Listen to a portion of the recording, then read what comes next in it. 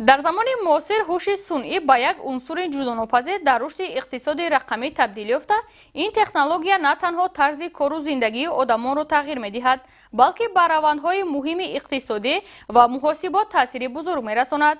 дар доираи стратегияи рушди зеҳни сунъӣ дар ҷумҳурии Тоҷикистон, ки барои давраи то соли 2040 қабул шудааст, кишвари мо дар ин самт қадамҳои мушаххас мегузорад.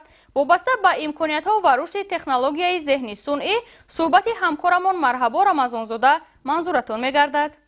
ташаккур ҳамкорони азиз. зеҳни сунъӣ яке аз шохаҳои информатика аст, ки барои амалҳои ҳаррӯзаи мо ва амалӣ кардани онҳо нақши муҳим дорад. зеҳни сунъӣ аллакай барои худкорсозии масъалаҳои гуногун дар корхонаву муассисаҳо истифода мешавад ва ин амал ҷараёни тоза дорад. бинандагони азиз, ҳоло вобаста ба ин мавзӯъ ҳамсӯҳбати мо ҳастанд Алимурод Абдураҳимов, доценти донишгоҳи давлатии духтар ба номи Носири Хусрав. бо дастгириҳои бевоситаи президенти кишвар муҳтарам Эмомалӣ Раҳмон, Тоҷикистон аввалин давлате мебошад, ки дар Осиёи марказӣ стратегияи миллии рушди зеҳни сунъии худро дорад. дар ин бора мехоҳам суҳбат дошта бошем. дар замони муосир техникаву технология, хусусан техникаву технологияи компютерӣ бо суръати ниҳоят баланд тараққӣ карда истодааст. тараққиёти техника ва технологияи муосир дар охири асри 20 ба миён омада буд ва оҳиста оҳиста асри 20 ба асри ахбор, ба асри информатсия мубаддал гашт. ва мутахассисону коршиносон ибрози ақида мекарданд, ки асри 21 ба асри мубодилаи информатсия ва ё интиқоли информатсия мубаддал хоҳад шуд. лекин чоряк ҳиссаи асри нав паси сар нашудаасту мо мебинем, ки асри 21 ба асри зеҳни сунъӣ мубаддал гашта истодааст. тамоми мамлакатҳои мутараққӣ, мамлакатҳои рӯ ба тараққӣ аз зеҳни сунъӣ самаранок истифода бурда истодаанд.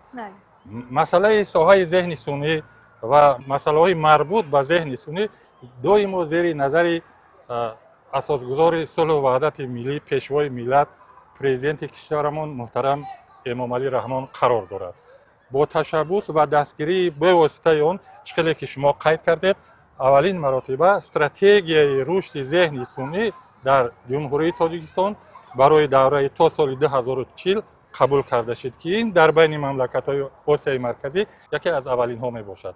қайд кардан зарур аст, ки стратегияи мазкур дар давоми 18 сол амалӣ хоҳад шуд ва дар ин стратегия марҳилаҳои амалӣ гаштани он кушоду равшан қайд карда шудааст.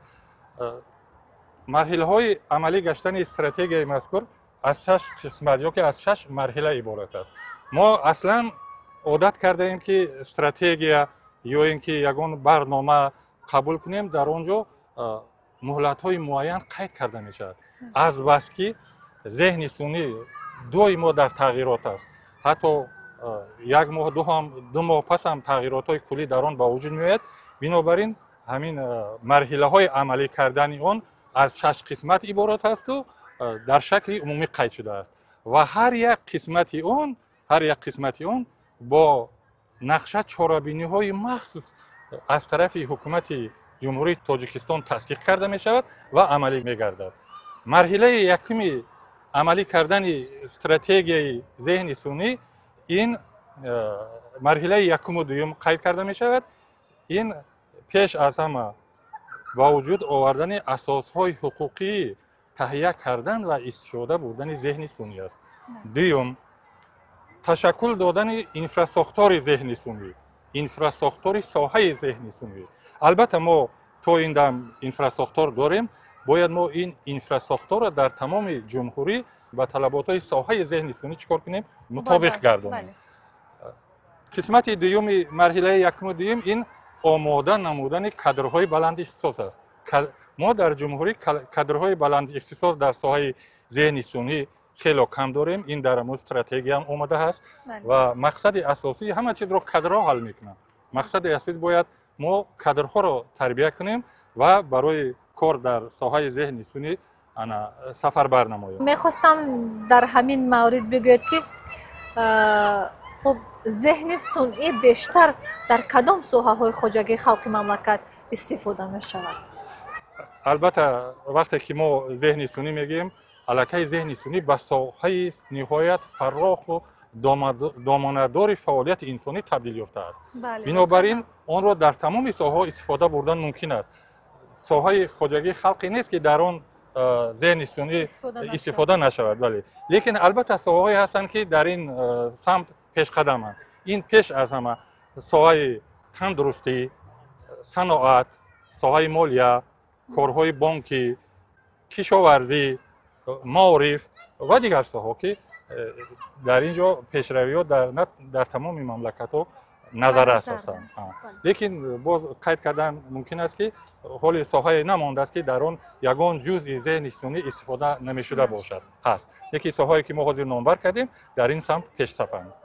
агар ба ҷумҳурии мо назар афканем ки хоси ҷумҳурии мо кадом соҳа аст ки зеҳни сунӣ татбиқ шуда истодааст.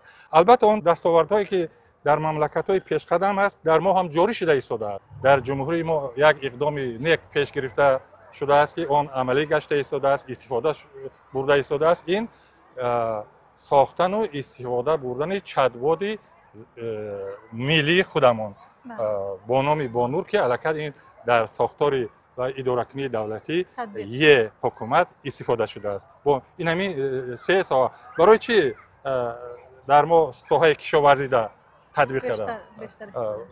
бояд бинандагони мо дарк кунанд ки он чизе ки худи ҷумҳурӣ кардистааст дар соҳаи кишоварзӣ.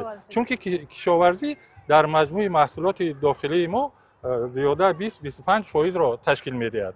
кишвари мо айни ҳол кишвари агросаноатӣ аст. бинобар ин бо дастгирии шарикони рушд барномаҳои ниҳоят ҳозиразамон дар соҳаи кишоварзӣ татбиқ карда шуда истодааст. барои амалӣ кардани зеҳни сунъӣ, истифодаи зеҳни сунъӣ, барои амалӣ кардани зеҳни сунъии миллӣ пеш аз ҳама кадрҳои баландихтисоси миллӣ лозим аст ки мо ҳама вақт дар ин ҳолат ба маориф такя мекунем. ташаккур. бинандагони арҷуманд ҳамсӯҳбати мо буданд Алимурод Абдураҳимов, дотсенти донишгоҳи давлатии шаҳри Бухтар ба номи Носири Хусрав.